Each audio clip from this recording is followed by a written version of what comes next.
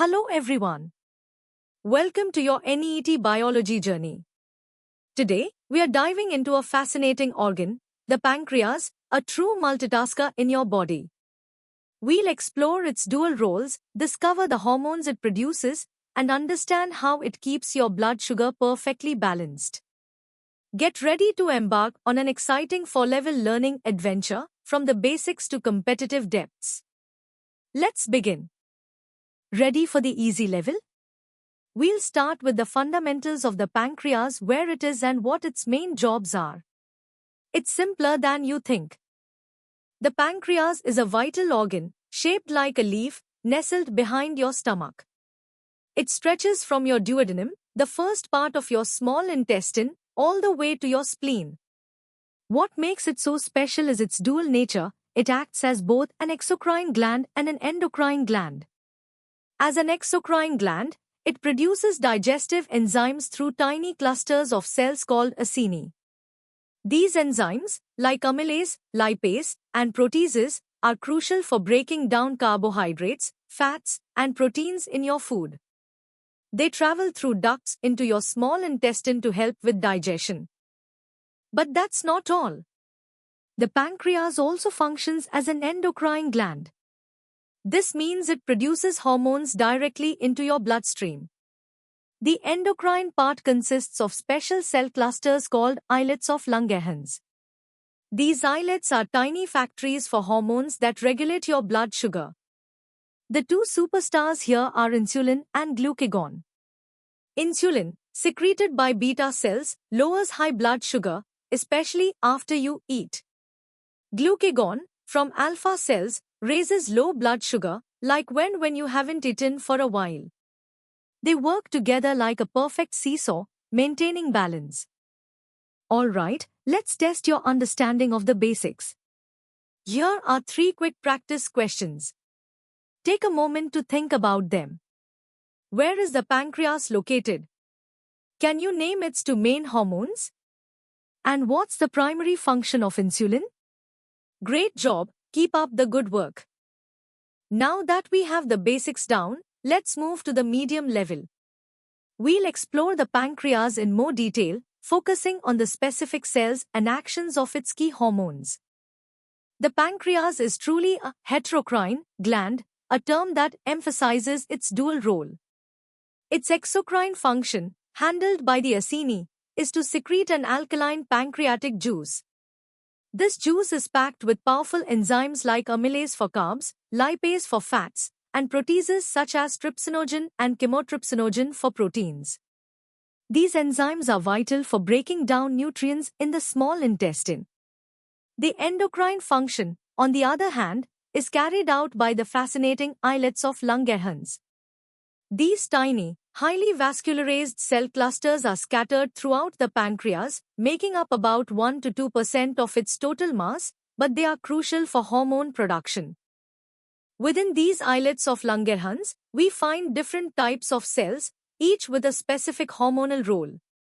Alpha cells, making up about 20%, are responsible for producing glucagon. Beta cells, the most abundant at 60 to 70%, are the primary producers of insulin, along with a hormone called amylin. Delta cells, around 10%, secrete somatostatin, and a small percentage of PP cells produce pancreatic polypeptide. This cellular diversity allows the pancreas to finely tune its hormonal output based on the body's needs. Let's zoom in on insulin and glucagon. Insulin, released when blood glucose is high, acts on liver, muscle, and fat cells. It promotes glucose uptake, stimulates its conversion to glycogen for storage, and encourages fat synthesis. Essentially, it's an anabolic hormone, building up energy reserves. Glucagon, conversely, is released when blood glucose is low, primarily targeting the liver. It stimulates the breakdown of stored glycogen into glucose and promotes gluconeogenesis, which is the creation of new glucose from non-carbohydrate sources. So, glucagon is catabolic, releasing stored energy. Somatostatin, from delta cells, acts locally to inhibit both insulin and glucagon, providing a balancing effect. Time for some medium-level questions. Can you describe the primary function of the islets of Langerhans? Do you remember which cells secrete insulin and glucagon? What are two major actions of insulin, and how does glucagon increase blood glucose? Finally, what role does somatostatin play? Think carefully, these questions help solidify your understanding. Welcome to the hard level. Here, we'll delve into the sophisticated mechanisms of pancreatic hormone action and their precise regulation. Get ready for a deeper analysis. The islets of Langerhans are not just random clusters, their microanatomy is key to their function. Beta cells typically form the core, while alpha and delta cells are found at the periphery. This arrangement facilitates paracrine regulation, where hormones from one cell type directly influence neighboring cells. For instance, insulin can inhibit glucagon secretion locally, and somatostatin acts as a universal inhibitor. We also introduce amylin, co-secreted with insulin, which helps slow digestion and suppresses glucagon, complementing insulin's post-meal effects. Let's explore the molecular dance of insulin. Insulin binds to its specific receptor, which is a receptor tyrosine kinase, on target cells. This binding triggers autophosphorylation and the activation of intracellular signaling pathways, notably the PI3K-AKT pathway. This cascade is crucial for the translocation of GLUT4 transporters to the cell membrane, allowing glucose uptake, and for activating enzymes that synthesize glycogen. Glucagon, on the other hand, binds to a G protein-coupled receptor, primarily on liver cells.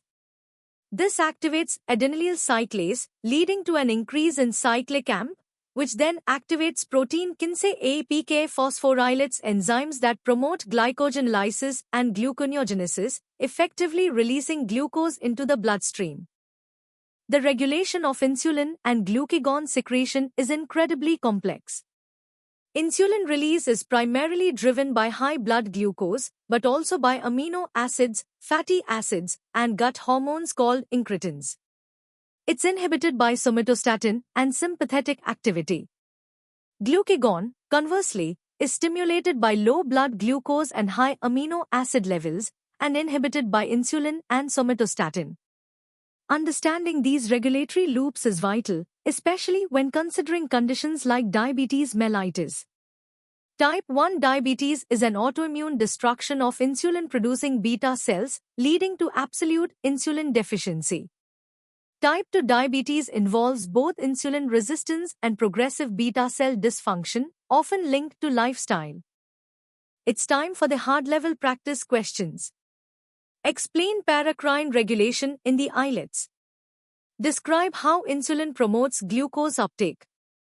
How does glucagon increase blood glucose at a molecular level? What factors regulate insulin and glucagon secretion? Differentiate between type 1 and type 2 diabetes. What is amylin's role? And finally, why might a protein-rich meal stimulate glucagon? Challenge yourself with these. Alright, champions, brace yourselves for the hardest level. Here, we'll dive into the competitive depths, exploring molecular intricacies, advanced pathophysiology, and even engineering insights into the pancreas. This is where you master the subject. Let's start with the biosynthesis of these critical hormones. Insulin begins as proprainsulin, processed through proinsulin, and finally cleaved into active insulin and C-peptide in beta cells. C-peptide is a vital marker for endogenous insulin production. Glucose-stimulated insulin secretion is a fascinating process. Glucose enters via GLUT2, metabolism generates ATP, which closes K+ channels, depolarizing the cell, opening Ca2+ channels, and triggering insulin release. Glucagon, in alpha cells, also starts as proproglucagon and is processed into its active form. Understanding these molecular steps is crucial for grasping how these hormones are made and released. The signaling pathways for insulin and glucagon are incredibly intricate.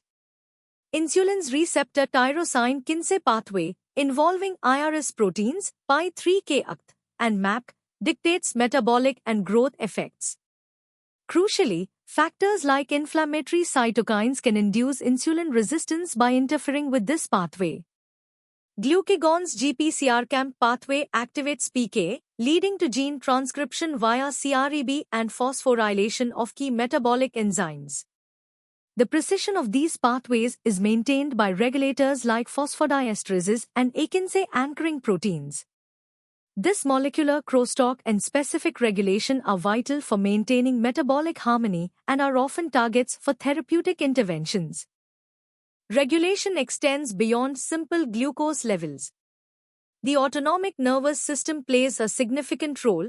Parasympathetic activity generally stimulates both hormones, preparing for digestion, while sympathetic activity, especially during stress, can inhibit insulin and stimulate glucagon, leading to hyperglycemia. Incretin hormones from the gut, like GLP-1 and GIP, significantly boost glucose-stimulated insulin secretion and suppress glucagon, an effect exploited by modern diabetes drugs. Within the islets, a complex paracrine network ensures fine-tuning. Insulin inhibits glucagon, somatostatin inhibits both, and amylin complements insulin. This multi-layered control system highlights the sophisticated biological design. Understanding the pathophysiology of diabetes is key. Type 1 diabetes involves autoimmune destruction of beta cells, often leading to diabetic ketoacidosis due to profound insulin deficiency. Type 2 diabetes is a progressive disease combining insulin resistance and beta cell failure, heavily influenced by genetics and lifestyle. Beyond these, monogenic forms like MODY exist. All lead to severe microvascular and macrovascular complications, from retinopathy to heart disease. The engineering insight comes with the artificial pancreas, continuous glucose monitors, insulin pumps, and sophisticated algorithms work together to mimic natural pancreatic function, automatically adjusting insulin delivery. This is a frontier in diabetes management, aiming for closed-loop control and better patient outcomes. Time for the first set of hardest questions.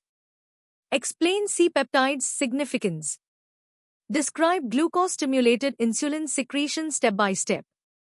Compare insulin and glucagon signaling pathways.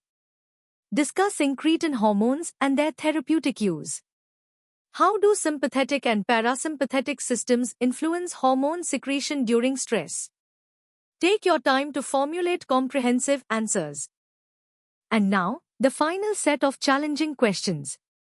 Elaborate on the artificial pancreas, its components and goals.